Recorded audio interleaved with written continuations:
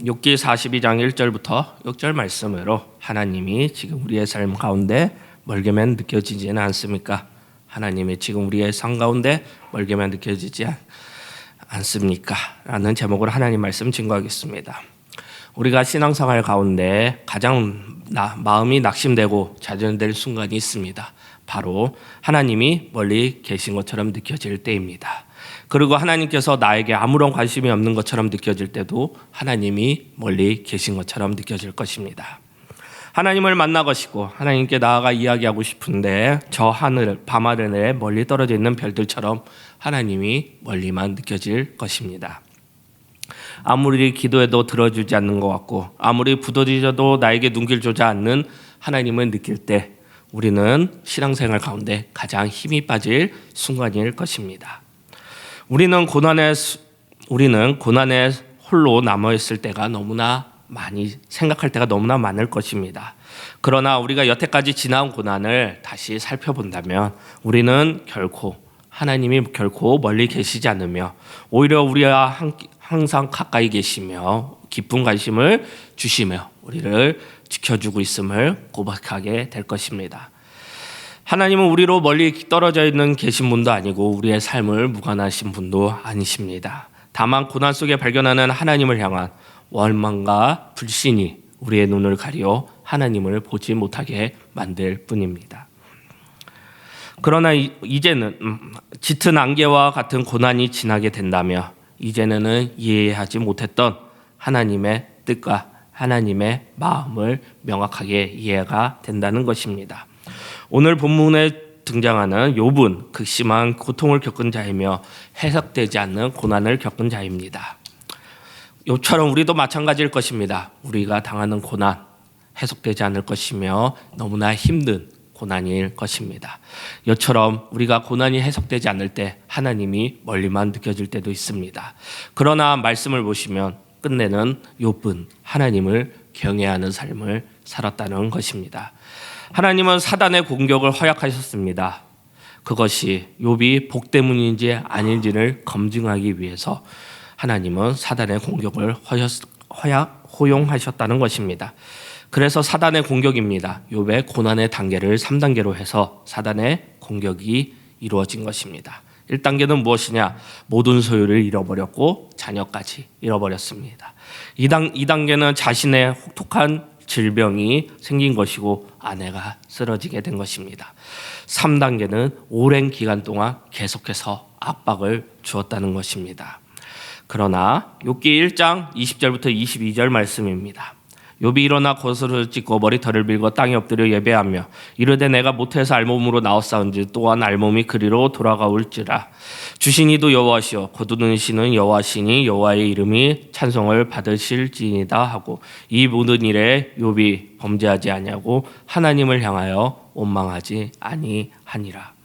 결론은 욥은 하나님을 원망하지 않았고 하나님을 찬양 예배하였습니다. 고난을 통해서 믿음의 사람임을 하나님을 경외하는 사람임을 보여준 것입니다. 그리고 욥은 말합니다. 욥기 2장 10절 말씀입니다. 그가 이르되 그대의 말이 한 어리석은 여자의 말과 같도다.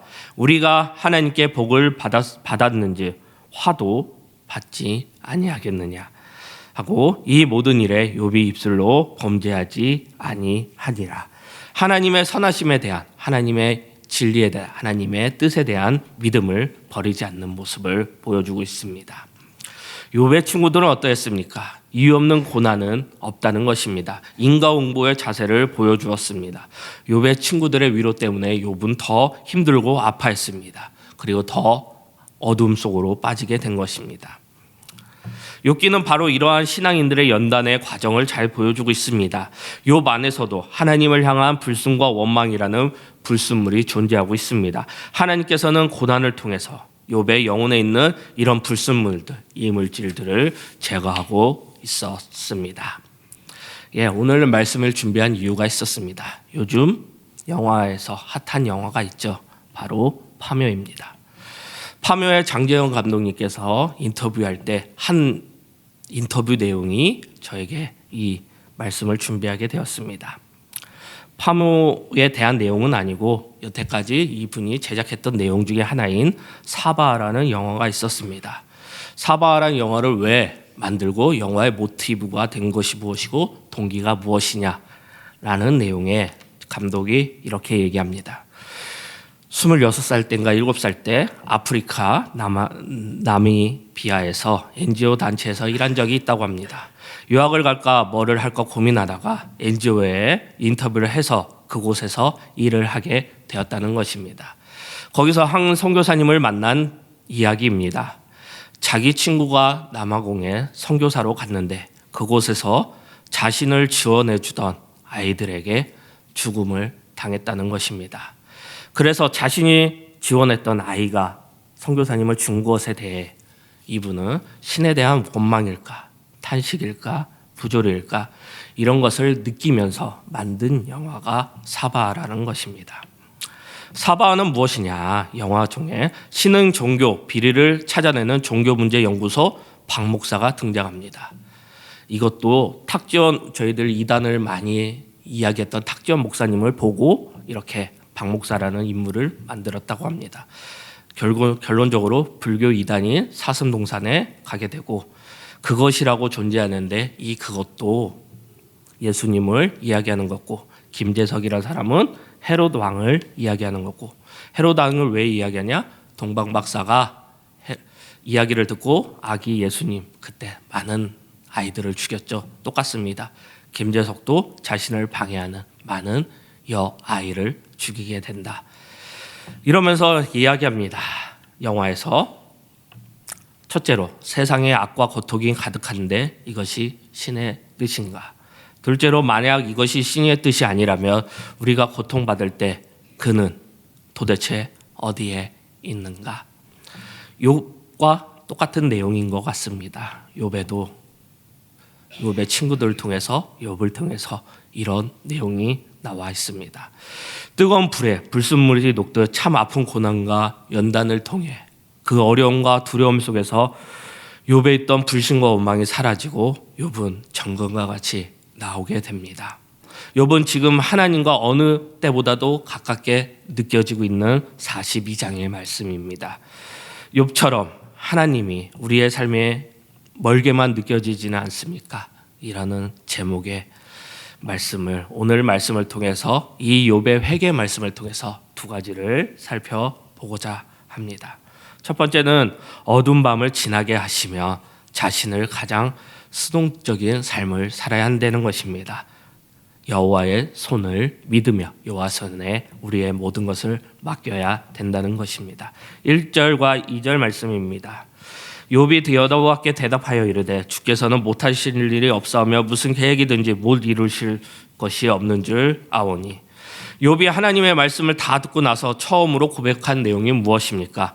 하나님은 못하시는 일이 전혀 없으신 분이라는 것입니다. 즉 하나님은 인간의 찬성과 반대에 상관없이 모든 것을 하나님의 뜻대로 이루시는 분, 하나님의 뜻대로 하실 수 있는 분입니다. 이전에 욥은 아무리 하나님이시라도 자신의 뜻과 맞아야 한다고 생각하고 있을 것입니다. 마치 욥은 회사의 중역이고 하나님이 말단 사원처럼 말입니다. 하나님이 하시는 일을 욥이 허락이 있어야만 하나님께서 하실 수 있는 것처럼 살아왔습니다. 한마디로 욥은 자기 중심적이었습니다. 그래서 자신이 이해할 수 없는 고난이 일어났을 때 하나님을 향해 왜 자신의 뜻과 다른 삶을 주셨냐고 하나님을 원망했다는 것입니다. 그러나 욥은 하나님께서 자신의 의사와 상관없이 하나님께서 이 세상을 하나님의 뜻대로 다스리는 것이 옳다고 인정하고 있습니다. 비록 내 자신의 인생이라 할지라도 내 자신의 뜻이 아니라 하나님 뜻대로 이루어지는 것이 옳다고 겸손하게 인정하고 있는 것입니다. 욥은 하나님을 향해 내비쳤던 자신의 불순과 원망에 무지한 말을 뉘우치고 있습니다. 3절 말씀입니다. 무지한 말로 이치를 가리는 자가 누구이니까 나는 깨달지도 못한 일을 말하였고 스스로 알 수 없고 헤아리기 어려운 일을 말하였나이다. 이제는 자기가 자기 지혜가 있다고 생각하고 세상에 돌아가는 이치를 다 안다고 생각하고 있을 때 하나님 앞에 서 보니까 자기가 정말 아는 것이 없는 미련한 존재라는 것을 말하고 있는 것입니다. 그래서 아마 욥은 이렇게 말했을 것입니다. 잘 알지도 못하고 하나님의 뜻을 가리는 자가 누구입니까? 내가 알지도 못한 일들을 말하고 너무 기이해서 알 수 없는 일을 내가 뱉었습니다. 제가 주제 파악도 못한 일이고 뚫린 입이라고 함부로 막 떠들어댔습니다. 하나님 용서하여 주시옵소서. 이 뜻이라는 것입니다. 다시 사바의 내용 중에 하나입니다. 고통의 신이 뜻이 아니라 해도 인간의 고통을 받을 때 신은 도대체 어디에 계십니까? 라는 내용이 나오고 바로 십자가를 크로즈하는 장면이 나옵니다. 시편 44편 23절과 26절까지의 말씀을 통해 그 주인공이 박 목사가 하나님은 어디에 계십니까? 우리의 고통이 보이지 않습니까? 라는 장면이 영화의 결말이기도 합니다. 욥은 사람의 경험이나 지혜, 철학으로 이해할 수 없는 환난과 고통을 당해 길바닥에 나앉아 있습니다. 욥의 친구들은 소식을 듣고 욥을 찾아와 위로하는 척합니다. 그들은 욥의 벽에서 뚜렷한 고난의 원인을 찾지 못하였습니다. 위로하는 듯하면서 자신의 지혜와 총명을 총동원해서 욥을 질타하고 있습니다. 욥의 친구들은 환난에 대한 정통적인 자신의 견해가 거의 절대적인 진리라고 지혜라고 생각하고 있습니다. 그래서 욥의 고난을 해석하면서 난도질하면서 욥을 위로하기는커녕 책망하고 있습니다. 이러한 친구들에게 욥이 말합니다. 욥기 12장 9절과 10절 말씀입니다. 이것들 중에 어느 것이 여호와의 손이 이를 행하신 줄을 알지 못하랴. 생물들의 혼과 인생들의 영이 다 그의 손에 있느니라.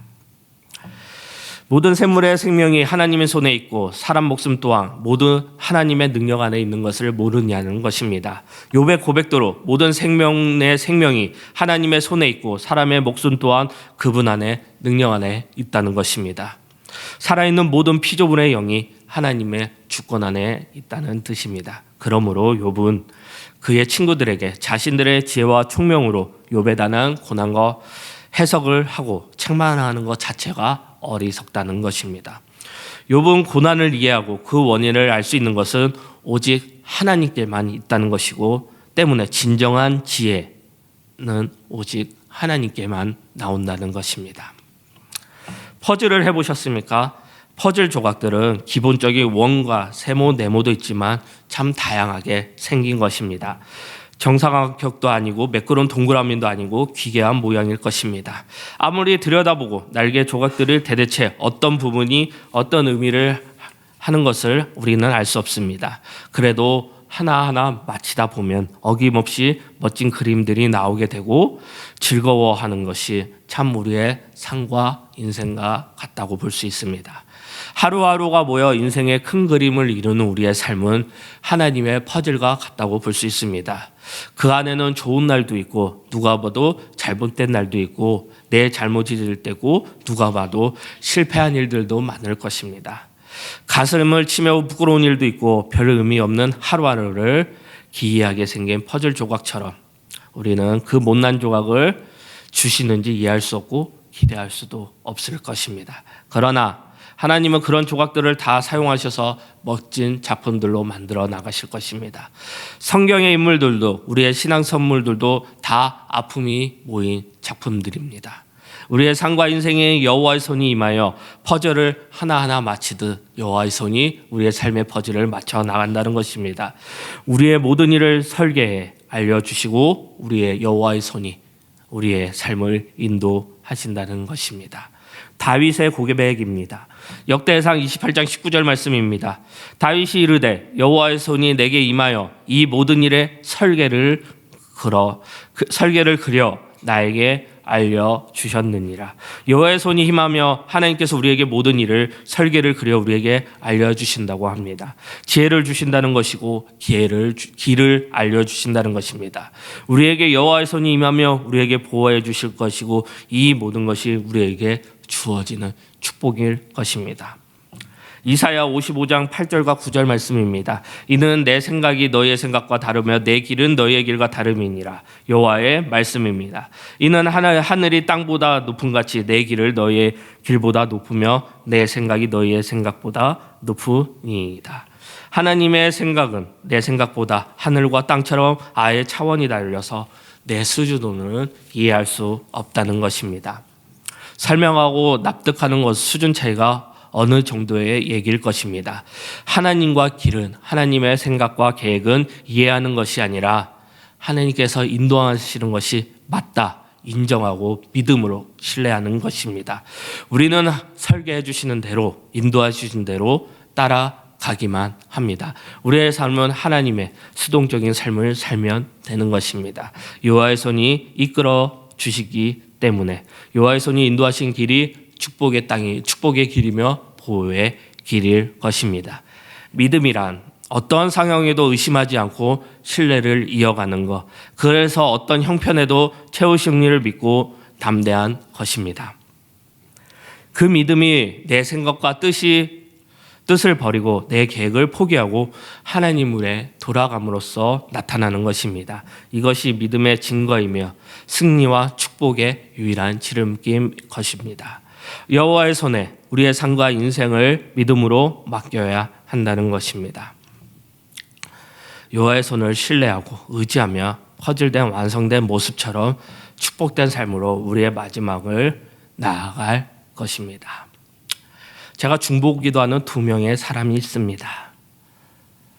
한 분은 하나님의 퍼즐을 이해해서 여호와의 길을 가는 사람이고, 하나님은 하나님의 퍼즐을 완전히 무시하며 여호와의 길을 가지 않는 사람입니다. 다 저의 지인입니다. 똑같이 목사님의 아들이고요. 믿음의 길을 가지 않는 분을 먼저 소개하겠습니다. 제 이모부의 아들이죠. 저의 이모부는 목사님입니다. 그리고 목사님의 아들은 저에게 사촌이겠죠. 목사님이 일찍 돌아가셨습니다. 아들인 우리 사촌 형은 이게 왜 우리한테 나옵니까? 시골 작은 교회에서 목회하시는 분입니다. 왜 일찍 데리고 가셨습니까? 그러면서 지금 하나님을 떠났습니다. 계속 연락은 하고 있지만 목사님의 아들이기 때문에, 그리고 많은 신앙을 했기 때문에 웬만한 이유와 이런 걸 대지 않는 한 이해하기가 어렵습니다. 정말 하나님이 만나주시지 않는다면 해결할 수 없다는 것입니다. 어떤 논리도 어떤 지식도 통하지가 않습니다.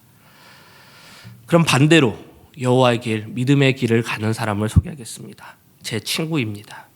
제 고등학교 친구인데요. 목사님의 아들이고, 여러분들이 뉴스에서 한번 보셨을 것입니다. 한 2002년, 2003년도에 한 교회의 목사님이, 제가 많이 얘기했는데, 선교를 가는 동안에 교통사고로 돌아가신 일입니다. 그 교회의 목사님, 담임 목사님과 사모님, 부목사와 사모님, 현지 있는 선교사님과 사모님, 집사들 다 교통사고로 인해 돌아가셨습니다. 뉴스에도 크게 났었고요. 저도 그것을 보면서 참 이해할 수 없고, 이 사바의 영화에 나온 박 목사처럼 이런 말을 많이 했었을 것입니다. 제 친구는 어떠할 것입니까? 정말 이해할 수 없는 이 고난과 이 슬픔, 이 모든 것들이 있었을 때 정말 교회를 떠나고 싶은 마음이었을 것입니다. 하지만 제 친구의 지금의 모습은 그 상황을 정말 믿음으로 이겨내고 있습니다. 현재 목사로서 열심히 사역하고 있는 것을 보고 있습니다. 이 2명의 똑같은 목사의 아들로서 똑같은 상황을 맛봤을 때 누가 믿음의 길이고 누가 자기 생각의 길, 욥의 친구의 길입니까? 시편 31편 15절 말씀입니다. 내 시대가 주의 손에 있사오니 내 원수와 핍박하는 자의 손에서 나를 건지소서. 모든 일에는 정한 때가 있고 모든 때는 하나님의 손에 달려 있다는 것입니다. 마찬가지로 다윗은 자신에게도 태어날 때와 죽을 때, 시련의 때와 형통의 때, 이 모든 것이 인간들에 의해서 또는 우연히 결정되는 것이 아니라 전적으로 하나님의 손에 달려 있다는 것입니다. 부제죠. 오늘 설교 부제인데 사바오는 불교 용어입니다. 이 사바 뜻을 알았다는 분은 다 불교에서 오신 분들입니다. 어떤 주문을 외운 다음에 원만하게 이룬다, 이루어지게 하옵소서라는 뜻의 사바입니다. 우리는 무엇이 있습니까? 아멘이 있습니다. 사바가 아닌 아멘. 아마 사바는 내 뜻이 이루어지게 해달라고 하는 것을 계속해서 주문하고 있는 것입니다. 그래서 불교에는 열심히 절을 하겠죠. 108배라고. 하지만 우리 기독교인들은 무엇입니까? 하나님의 뜻과 하나님의 일하심을 믿습니다라고 우리는 예수님이 가르쳐준 기도를 통해 알고 있습니다. 그래서 우리의 신앙생활은 사바가 아니라 아멘의 생활을 해야 되는 것입니다. 다시 한번 믿음이란 어떤 상황에도 의심하지 않고 신뢰를 이어가는 것, 그 어떤 형편에도 어떠한 일에도 최후 승리를 믿고 나아가는 것입니다. 두 번째는 무엇입니까? 하나님을 귀로 듣는 것이 아니라 눈으로 직접 보며 체험해야 한다는 것입니다. 4절 말씀입니다. 내가 말하겠사오니 주는 들으시고 내가 주께 묵사오니 주여 내게 알게 하옵소서. 말씀을 해석하기란 어려울 것입니다. 해석이 어렵게 되어 있기 때문입니다. 그래서 쉬운 성경은 이렇게 번역되어 있습니다. 주님께서 들어라, 내가 말하겠다, 내가 묻겠으니 너는 대답하여라라고 하셨지요. 욥이 계속 하나님께 질문을 했었잖아요. 하나님이 왜 날 이렇게 괴롭히세요? 하나님은 그렇게 할 일이 없으세요? 죄가 없는 자를 이렇게 괴롭히셔도 되는 거예요. 이렇게 쉬운 성경으로 보면 이런 뜻입니다. 욥이 막 이렇게 하나님을 향해 묻고 있는데 폭풍 가운데서 하나님께서 나타나셔서 욥에게 말씀하셨습니다. 욥아 들어라, 내가 말하겠다. 이제 내가 너에게 묻겠으니 너가 한번 대답해 보거라. 욥기 38장부터 41장까지는 하나님께서 욥에게 물으신 내용으로 가득합니다. 하나님께서 나타나셔서 욥에게 말씀하시고 욥에게 하나님의 지혜와 권능을 나타내 보이셨습니다. 욥은 하나님의 말씀을 통해 자신의 지혜가 아무것도 아님을 깨닫게 되었고 자신의 뜻이 아니라 하나님의 뜻이 선하시고 완전하심을 겸손하게 고백할 수 없는 밖에 없습니다. 제가 제목처럼 욥은 고난 중에 하나님의 멀게만 느껴졌을 것입니다. 하나님께서 자신의 삶, 욥의 삶에 관심이 없는 것처럼 느껴질 수도 있습니다. 그러나 고난의 끝자락에서 욥은 그 누구보다도 그 어느 때보다도 하나님을 더 가깝게 만나고 있는 것입니다.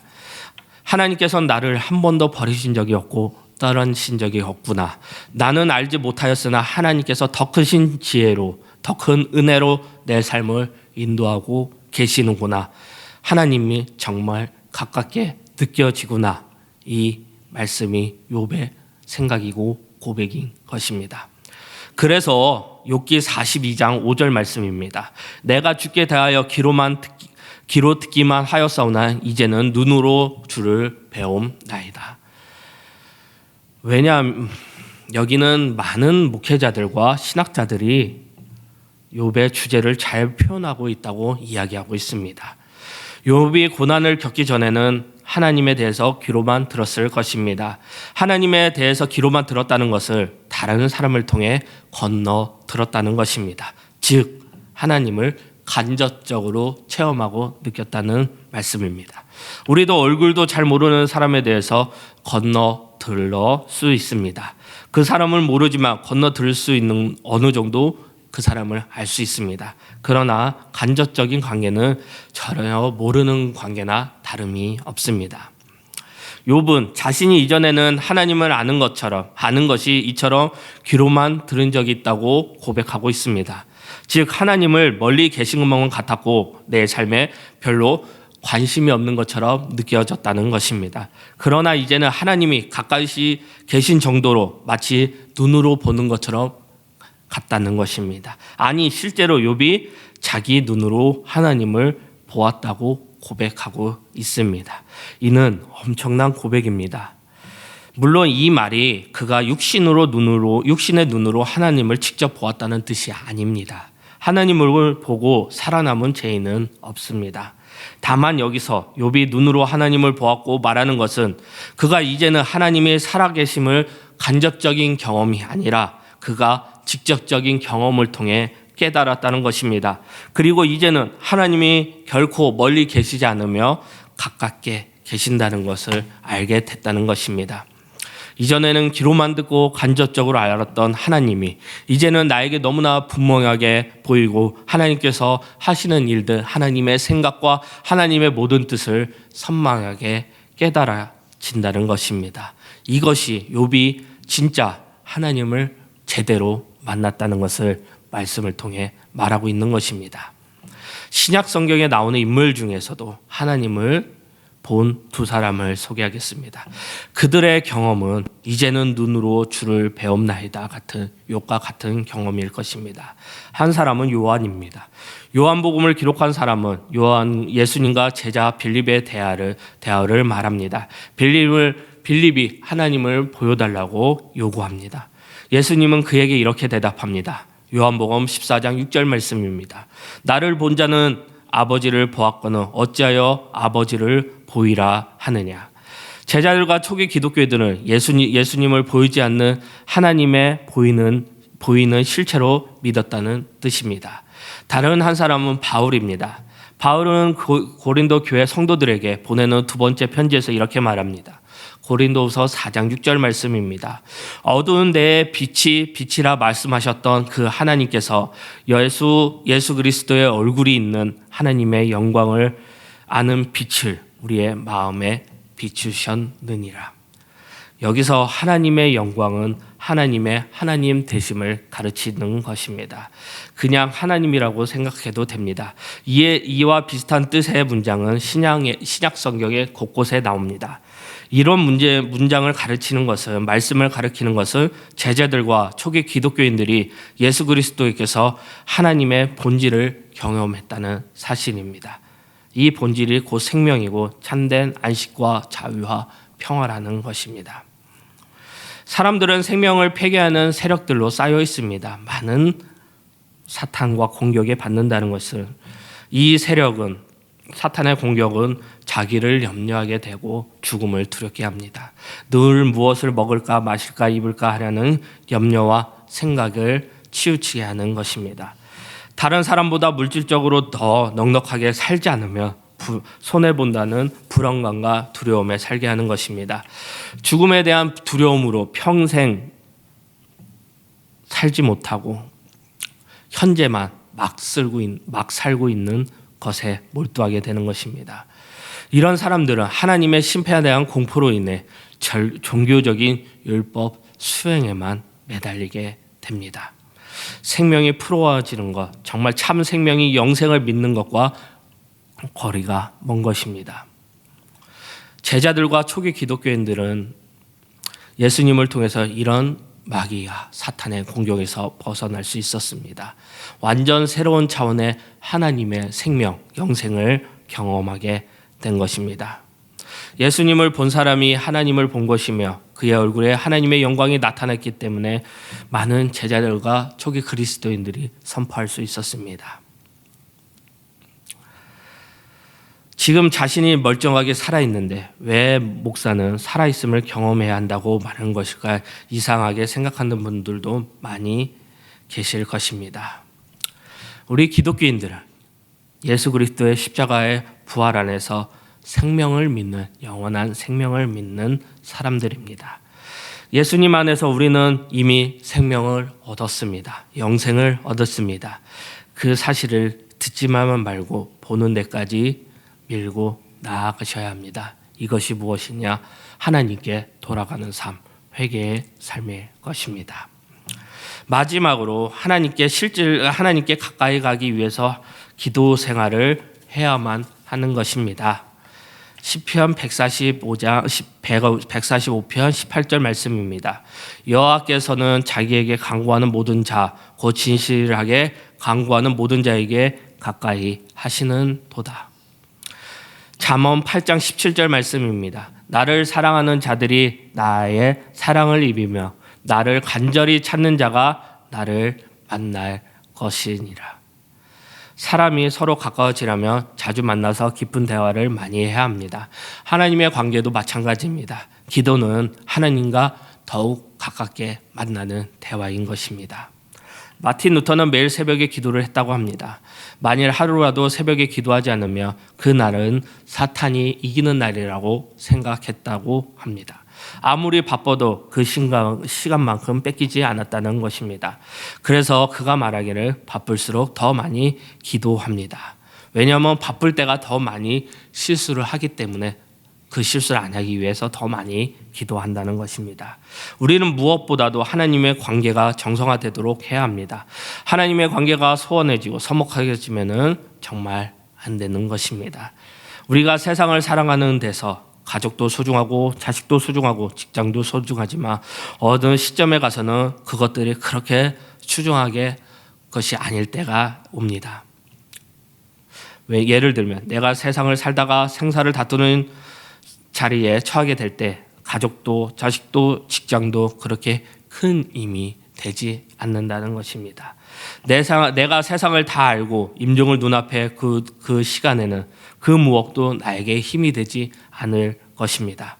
그때 내게 가장 소중한 것이 있다면 그것은 오직 하나님일 것입니다. 그때 오직 하나님만이 내게 힘이 될 것입니다.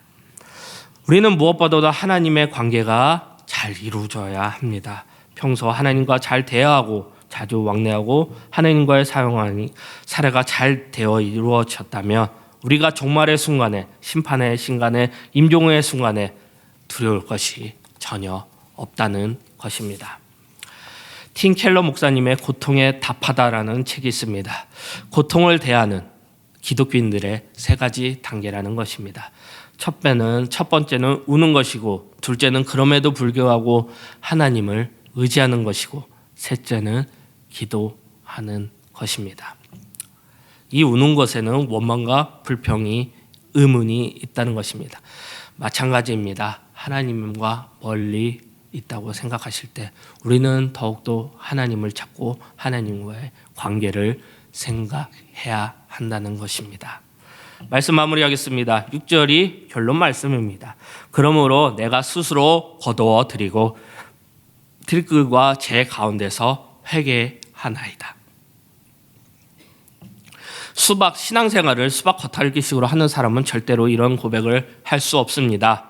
그러나 하나님이 누구인지 하나님의 뜻을 깨달은 사람은 자신의 내면 안에 자리 잡고 있는 더러운 죄악과 회개하는 것을 발견하게 됩니다.